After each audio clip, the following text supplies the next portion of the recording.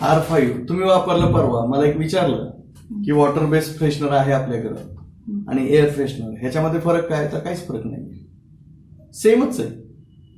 Air freshener आणि water based freshener हे दोन्ही सेम आहेत. का सेम आहेत? ते फॉर्मेशनच सेम आहे, तर ते सेम असणारच. म्हणजे अल्कोहोल बेस्ड रूम फ्रेशनर आणि एअर फ्रेशनर एकसारखे असतील का? खूप दर्जा कमी असेल ना तो. एअर फ्रेशनरचा दर्जा खूप कमी आहे, मग टास्की R5 म्हणून विकतंय, मग आपला रूम फ्रेशनर त्याच्या कितीतरी अधिक पट चांगला आहे ना. आपण त्यापेक्षा चांगलं बनवतोय का? खूप चांगलं बनवतोय. एका प्रोडक्टवरनं आपल्याला समजतंय ते. ठीक आहे, हे वॉटर बेसच विकतात R5 म्हणजे. आणि आपली किंमत जेवढी आहे त्याच्या 1.5 किमती आहेत सगळ्यांची. आपण जेवढ्या किमती ठेवलेल्या आहेत त्याच्यापेक्षा कमीत कमी 25% ते 35% किमती त्यांच्या जास्त आहेत. काय मग R5 फ्रेशनर आहे, सरळ सरळ फ्रेशनर आहे. वॉटर बेस्ड फ्रेशनर जसं आपण यूज करतो तसं सेम यूज करायचं आहे. फर्निचर क्लीनर कसं यूज करायचंय तर स्पंजवर घ्यायचं आहे आणि त्याला स्क्रब करायचं आहे लाकडी फर्निचरला वगैरे. ते मी दाखवेल तुम्हाला. ओके, त्यानंतर आहे R6 म्हणजे काय?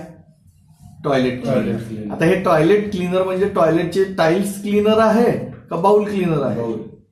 तर हा नॉर्मल बाउल क्लीनर असतो. तर बाउल क्लीनर आणि टाईल क्लीनर ह्याच्यामध्ये फरक काय? काय फरक आहे?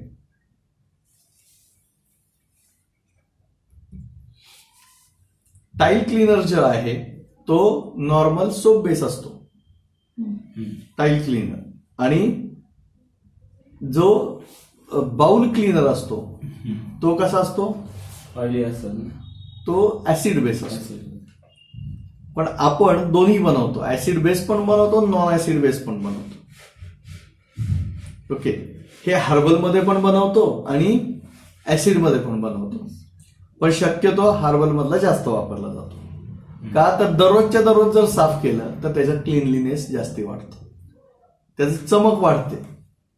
ठीक आहे, R6 कशासाठी वापरायचं आहे? टॉयलेट बाउलसाठी. आणि सेम टाकायचं आहे, ब्रश करायचा आहे आणि फ्लश करायचं आहे, थांबायचं नाही. हार्पिकला थांबायला सांगितलेलं असतं 15 मिनिट 20 मिनिट. आपल्या प्रोडक्टला थांबायचं नाहीये. आपल्या इथं ब्रश करायचा, स्क्रब करायचा, ब्रश करायचं, टाकायचं, ब्रश करायचं आणि लगेच पाणी सोडून द्यायचं. थांबायचं नाही, थांबला तर डाग पडतील आपल्या प्रोडक्टचे. उलट आहे. ओके, बऱ्याच ठिकाणी हा निगेटिव्हनेस पण येतो बऱ्याच कंपन्यांना पण, की त्यांना ती सवय असते हार्पिक सारखी थांबायची, ते थांबतात आणि आपलं प्रोडक्ट निघतच नाही. ओके, पण आपण काय असं ठेवलेलं आहे तर वेळ वाया जाऊ नये त्यांचं. ठीक. त्यानंतर आहे R7 जिओल floor cleaner, general floor cleaner. तर हे आणि G16 फ्लोअर क्लीनर आणि हे दोन्ही फॉर्मेशन एकसारखे आहेत, ह्याच्यामध्ये काहीच बदल नाहीये. फक्त हे R7 म्हणून लोकांना कळावं म्हणून स्टिकर बदल आहे फक्त. रेट पण सेम आहे, सगळंच सेम आहे. त्यानंतर आहे D7 काय? जिओल stainless steel cleaner. Stainless steel म्हणजे काय? त्यांचे स्टीलचे रेलिंग आले. बऱ्याच ठिकाणी फर्निचर असतात, खूप ठिकाणी बघितलं तुम्ही तर लिफ्ट सगळ्या स्टीलच्या सिंक असतात, लिफ्ट असतात. मग हे जे आहे सगळं हे क्लीन करण्यासाठी काहीतरी लागतं, कारण ते लवकर निघत नाही. क्लीन किंवा त्याला पॉलिश करण्यासाठी काहीतरी लागतं आणि हे D7 काम करतं त्याचं. स्टेनलेस स्टील क्लीनर कम पॉलिशर. पॉलिश पण होतं आणि क्लीन पण होतं. स्टेनलेस स्टीलची भांडी पण आता भांडी आपण डिशवॉशनी करतो. ओके, आणि हे पॉलिश करतो. पॉलिश स्टेशनरी गोष्टींना केलं जातं. दैनंदिन वापरायच्या ज्या गोष्टींना जे आहेत त्याला पॉलिश करून उपयोग आहे का? नाही, कारण पॉलिश केल्यानंतर ते केमिकल त्याच्यावर राहणारच. तसं भांड्यांवर केमिकल राहून चालणार आहे का? कारण ते दैनंदिन आपण पोटामध्ये यूज होतो आणि पोटामध्ये जातं. त्यामुळं डिशवॉशला D7 कधीही वापरायचं नाही.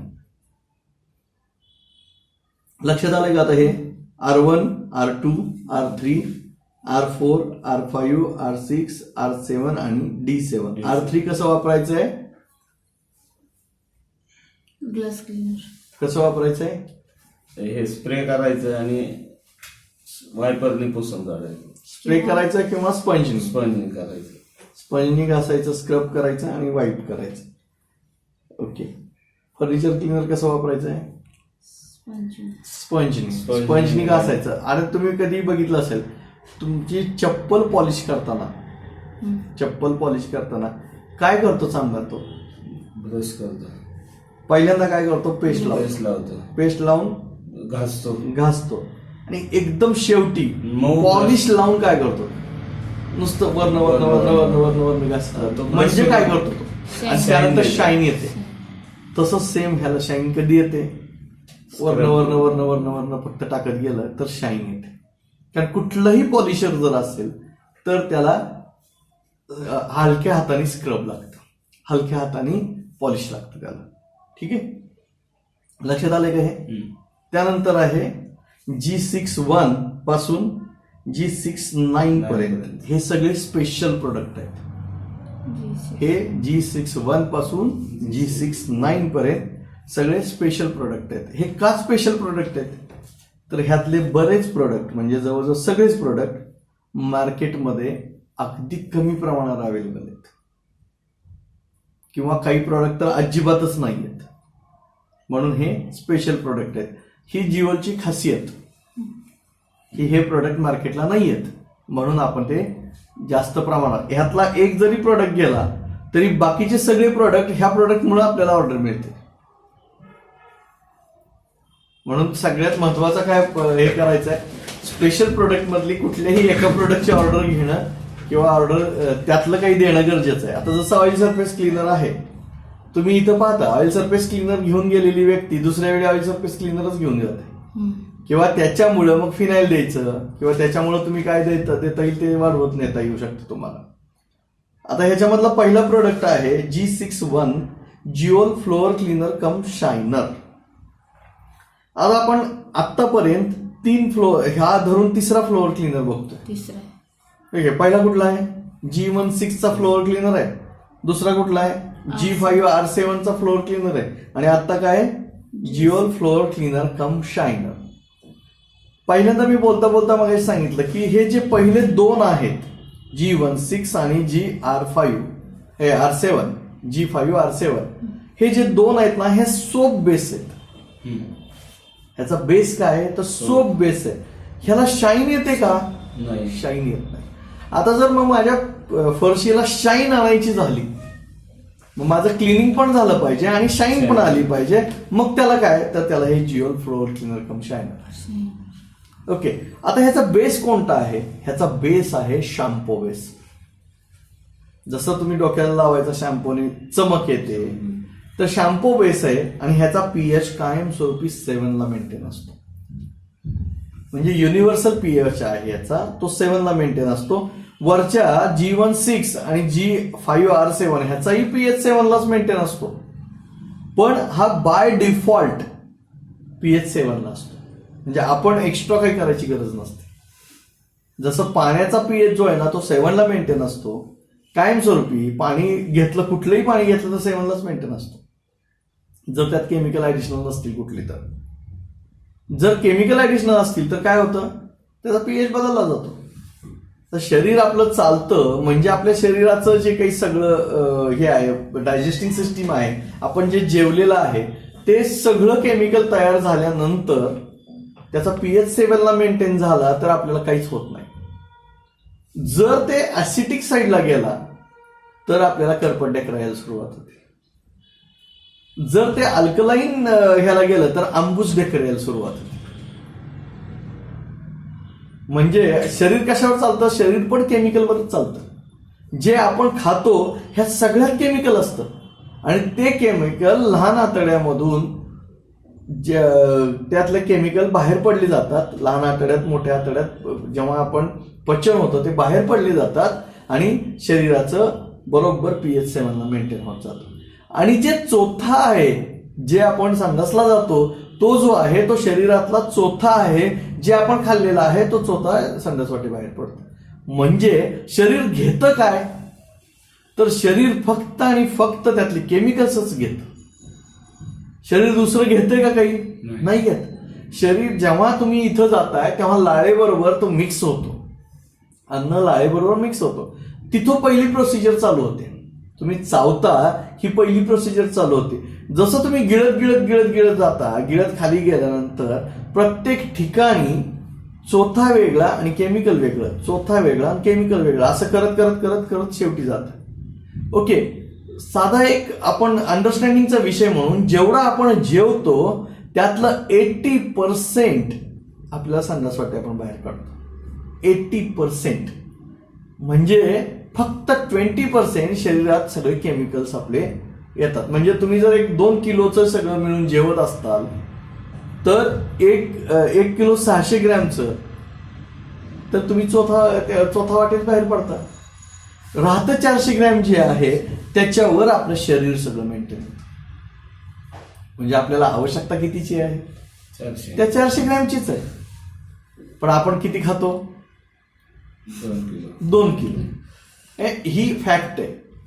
म्हणजे शरीरामधलं जर हे असं असेल, शरीर जर पूर्ण केमिकलवर चाललं असेल तर बाकीच्या गोष्टी पण जगामध्ये सगळ्याच गोष्टी केमिकलवर चाललेल्या आहेत. दगड तयार होतो म्हणजे कुणीतरी काहीतरी असं बंद, 2 केमिकलचे बंद एकत्र बांधले जातात आणि दगड तयार होतो. दगड असा नुसताच तयार झाला अशातला भाग नसतो. आपलं देखील शरीर, प्रत्येक गोष्ट, आता हे जे तयार झालेलं आहे नख, ह्या नखाला देखील काहीतरी आत केमिकलचे बंद असतात आणि ते बंद होऊन हे नख तयार होतं. ओके, तसं फ्लोअर क्लीनर कम शायनर जे आहे ते बाय डिफॉल्ट म्हणजे जमिनीच्या पोटामधून येणारं जे एखादं केमिकल असेल, जे जसं पाण्यासारखं आहे तसं ते केमिकल आहे, त्याला म्हणायचं हर्बल. त्याला म्हणायचं जरी हे केमिकल पोटात गेलं तरी देखील ह्यांना काही फरक पडत नाही. ठीक आहे. फ्लोअर क्लीनर कम शायनर, त्याच्यामध्ये काय होतं? शाईन मारली जाते, ते असं चमक येते. कसं वापरायची पद्धती? सेम वापरायची पद्धत आहे, फक्त शॅम्पू बेस असल्यामुळं जेव्हा ते वापरून होईल त्यावेळी एक वेगळ्या प्रकारची चमक येते. त्यानंतर आहे G62 हार्ड फ्लोअर क्लीनर.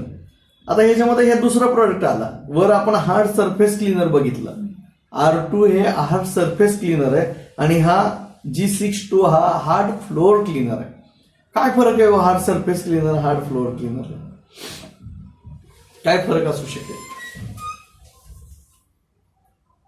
माझ्या मते नसेल काही. नसेल? रेट मध्ये फरक आहे का सेम आहे? सेम आहे. मग फरक असेल का? नाही. का नसेल? का हा वेगळा प्रोडक्ट काढला, का तो वेगळा प्रोडक्ट ठेवला?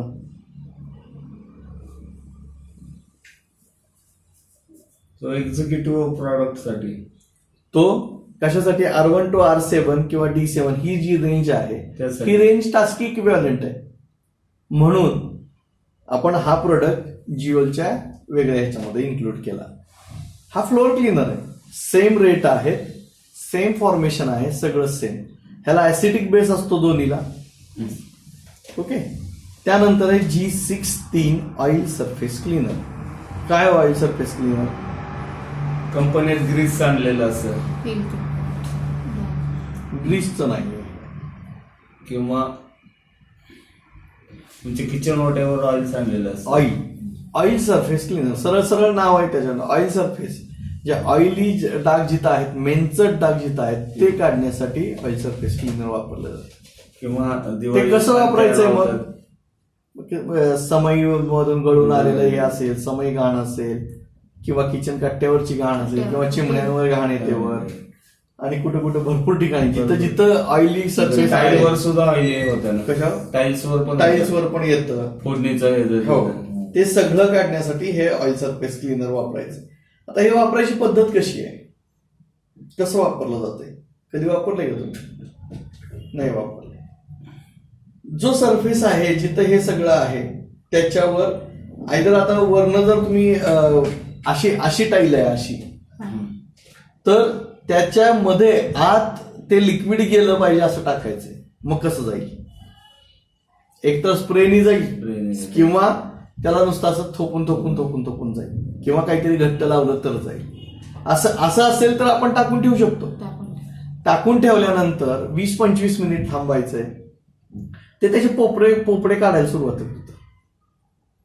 पूर्ण ते जेव्हा केमिकल खाली जातं त्याच्या खाली गेल्यानंतर ते असं उचकटून वर काढायला सुरुवात होतं. बुरशी आल्यासारखं होतं. हा उचकटून वर काढलं की ते सहजासहजी ते ऑइलीचे जे डाग आहेत ते निघायला सुरुवात होते. आणि जर ते हे असेल खूप जास्ती घन डाग खालीपर्यंत आहे तर केमिकल खालीपर्यंत पोहोचेपर्यंत आपल्याला वेळ द्यावा लागतो. आणि जर तुम्हाला गडबड असेल तर मग तुम्ही स्क्रब करत जायचं. स्क्रब करायचं पुसायचं, स्क्रब करायचं पुसायचं. पण ते केमिकल पण जास्त लागतं आणि वेळ पण तुम्हाला ते मेहनत जास्त लागते. पण ह्यानी टाकून ठेवल्यानंतर ते असे पोपडे उचलून काढले जातात. इथं एक शनी मंदिर आहे. हा प्रोडक्ट बनला कसा तर इथं कात्रच्या तिथं एक शनी मंदिर आहे. त्यांच्या तिथं तेल सांडून पूर्ण मंदिरच खराब झालं होतं, चिकट झालं होतं. त्याला असे एवढे असे डाग होते सगळ्या मंदिरात फरशीवर. आता ते काढायचं कसं म्हणून एक जण आले होते. मग आम्ही टेस्टिंगला मी गेल्यानंतर मी म्हणलं नाही आपण काढू हे.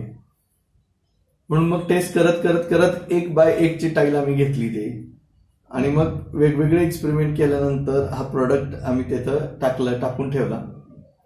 दुसऱ्या दिवशी तेवढी 1 ची पापडी अशी उचलून वर आली होती. त्यानंतर त्यांनी ते पूर्ण दत्त मंदिर साफ केलं, शनी मंदिर साफ केलं आणि त्यानंतर मात्र हा प्रोडक्ट आपण मार्केटला काढला. ह्याला किचन वॉटर वगैरे हे होत काहीच इम्पॅक्ट येत नाही. टाईलला काय फरक पडत नाही. काहीच फरक इव्हन आपल्या स्पार्टेक्सला ह्याला पण नाही कशालाच फरक पडत नाही. लक्षात आलं का हा प्रोडक्ट काय? हा प्रोडक्ट खूप जास्ती प्रमाणात चालतो.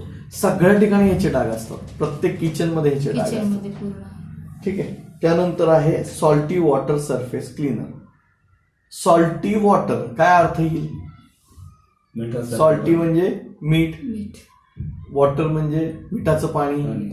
म्हणजे जे बोरचं पाणी असतं त्यात मिठाचं प्रमाण जास्ती असतं. जळ म्हणतो आपण त्याला, पाणी जळ आहे म्हणतो. आपल्या गावाकडचं पाणी जळ आहे म्हणजे काय होतं?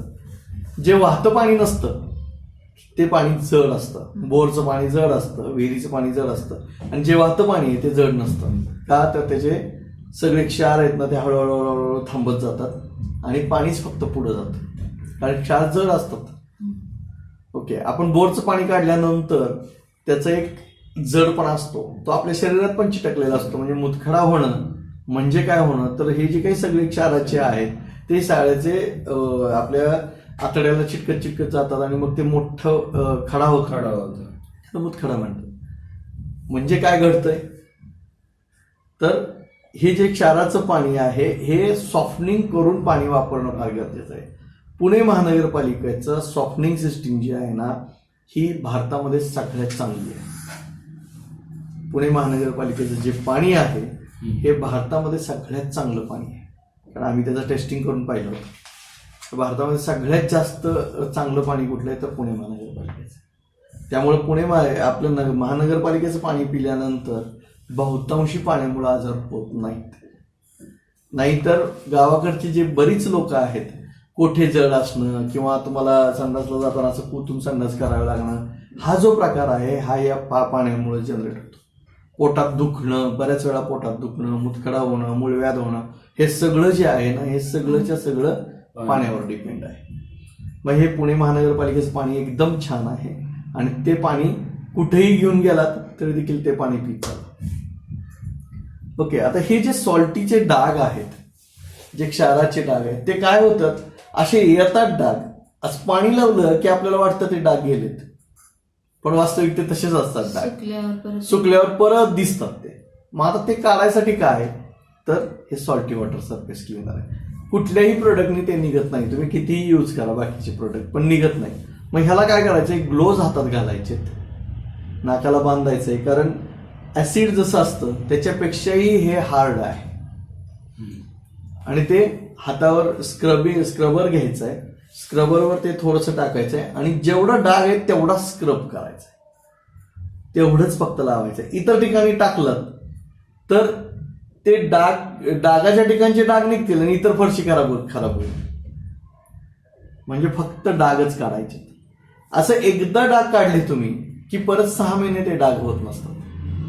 परत 6 महिन्यानंतर एकदाच करायचं. पण ते डाग दिसून येतात का? डाग जातात ना पूर्ण. सॉल्टी डाग दिसून येतात का? म्हणजे खराब झालेलं दिसून येतं का ते सॉल्टी डाग? इतर फरशीला दिसून येणारच ना. जे जिथं डाग आहेत आणि आपण स्क्रब करून काढलं तिथं नाही दिसणार, तिथं प्लेन फरशी दिसणार तुमची. पण जर आसपास तुम्ही टाकून ठेवलं आणि हे झालं तर त्यामध्ये डाग दिसत राहणार. ते बाकीच्या फरशीचं ग्लेझिंगच उडवून टाकणार लगेच. ते उडून टाकतं का? लगेच लगेच लगेच, कारण ते हाय स्ट्रॉंग, खूपच स्ट्रॉंग आहे ते. मग तेच ते डाग बघायचे कसे मग? आता समजा किचन टाईल्स आहेत सगळे, हा, त्याला या पाण्याने झाले. नाही पाण्याने झालेले डाग दिसतातच आपल्याला. हा किंवा किचन फिटिंगवर येतात बघा, असे पांढरे पांढरे डाग पांढरे. येतात हा. फिटिंगवर. असं ते कितीही केलं तर ते निघतच नाही. ह्याने नुसतं साफ केलं ना त्यांनी, लगेच ते तुम्हाला चकाचक दिसतं एकदम. लगेचच 1-2 सेकंदाच दिसतं ते लगेच. त्याला काही फार वेळ थांबायची गरज नाही. आणि ग्लोव्स कोणते वापरायचे? साधे ह्याचे रबर ग्लोव्स. रबर. त्यानंतर आहे G65 गुटखा सरफेस क्लीनर. सरळ सरळ नावामध्येच आहे.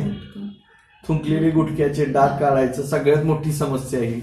लोकांनी पार देव खाली लावायला लागली. हो.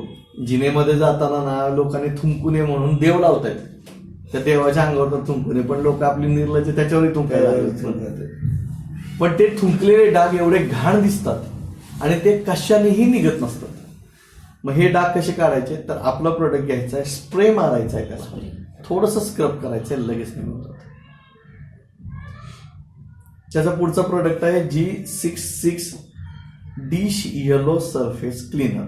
काय आहे डिश येलो सरफेस क्लीनर? हा आता आपण देतो येवलेंना, खूप जास्ती पिवळे प्रमाणात डाग देतोय. कसले पिवळे डाग असतात? भांड्यामध्ये पडलं.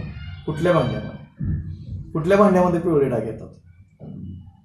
नॉर्मल डिनर सेटला येतात बघा. ऍक्रेलिक डिश जिथं असतात किंवा चिनी मातीच्या डिश जिथं असतात, बरोबर, हो. त्याला ना काही दिवसानंतर तेलाच्या तवंगाचे पिवळे डाग यायला सुरुवात होते. मग ह्या तेलाच्या तवंगाचे जे पिवळे डाग आहेत हे काही केलं जात नसतं. मग ते टाकून देणं हा एकमेव पर्याय असतो. मग त्याचे जर डाग काढायचे असतील तर काय करावं लागेल? काहीतरी केमिकल आहे, आणि हे केमिकल भारतात कोणाकडेच नाही.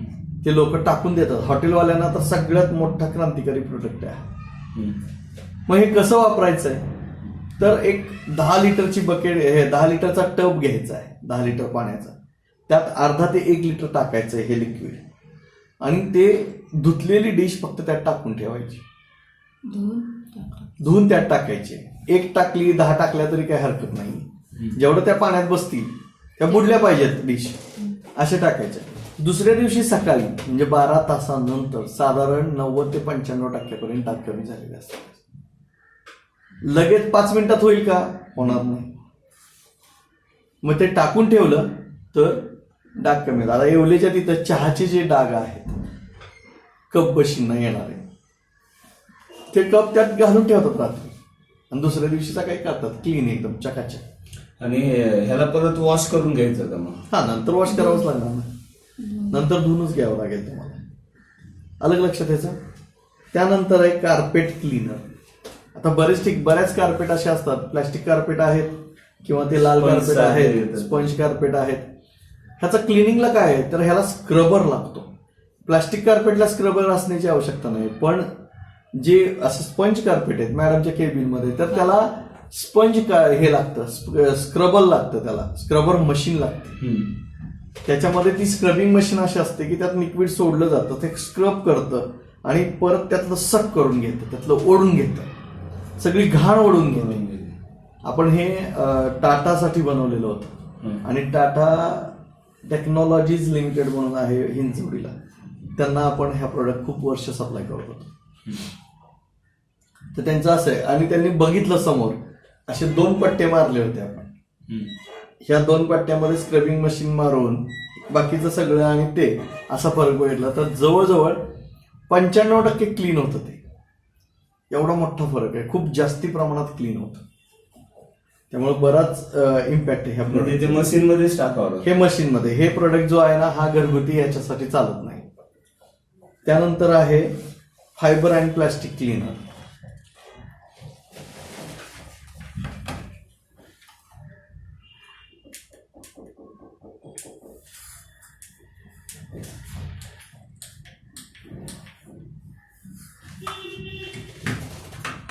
फायबर आणि प्लास्टिक क्लीनर. काय हे फायबर आणि प्लास्टिक क्लीनर? नावामध्ये जसं आहे तसंच. फायबर म्हणजे आणि फायबरचे साफ करण्यासाठी. बादल्या वगैरे साफ करायच्या, प्लास्टिकच्या किंवा खुर्च्या आहेत, खुर्च्या साफ करायच्या, स्प्रे मारायचा आहे, घासत राहायचंय, थोडंसं स्क्रब केलं की निघून जातं. त्यानंतर आहे ड्रेन क्लीनर. कसं वापरलं जातं ड्रेन क्लीनर? चोकअपसाठी.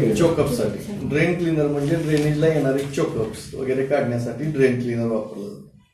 काय आहे ड्रेन क्लीनर म्हणजे? एक्झॅक्ट कसं त्याचं फॉर्मेशन आहे तर हे खूप मोठा ऍसिटिक आहे, त्याला ऍसिड पेक्षाही स्ट्रॉंग आहे. हे टाकत असताना हातावर वगैरे काही चालू नाही पाहिजे. हातामध्ये हे घालायला लागतं का ते? घातलं तर चांगलं, पण नाही घातलं तर हातावर नाही आलं पाहिजे.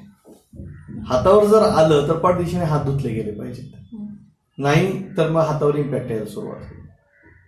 ओके, ते टाकायचंय पण जिथं चोकअप आहे तिथपर्यंत ते लिक्विड पोचायला वेळ लागतो. म्हणून मग टाकायचंय कुठं? जिथं चोकअप वाटतंय आपल्याला तिथं टाकायचं. तिथं तुम्ही टाकलं, नाहीतर बऱ्याच वेळा असं झालं होतं ना की हे टाका म्हणलं ना, सिंक भरून पाणी आहे आणि वरनं टाकतात. अरे ते खाली पोचायलाच वेळ लागतो ना त्याला, तिथून खाली जायला. जर ते पूर्ण पॅकच असेल तर खाली पोचणार कसं ते? म्हणून मग सिंक मधलं पाणी काढून जिथं चोकअप आहे, जिथं आउटलेट आहे त्याचं, तिथं टाकावं लागेल ना, मग ते खालचं जाळत जाणार आहे. असं बऱ्याच ठिकाणी सांगायला लागतं आपल्याला, किंवा जिथं चोकअप आहे ना तिथं टाका ते. मग ह्याच्यामधून काय निघत नाहीये तर लोखंड आणि सिमेंट ह्याचे डाग